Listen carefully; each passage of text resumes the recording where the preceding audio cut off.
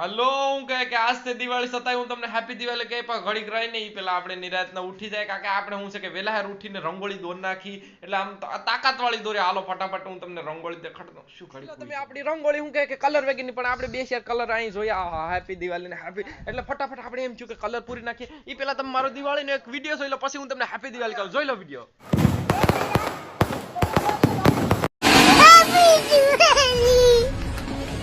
આપણે કલર પૂરો વાળો ભાઈ મળી ગયો જોઈ લો ઈ કલર પૂર નાખે એટલે આપણે શું કે શાંતિથી ઘડી કાઈ બેઠા હાલો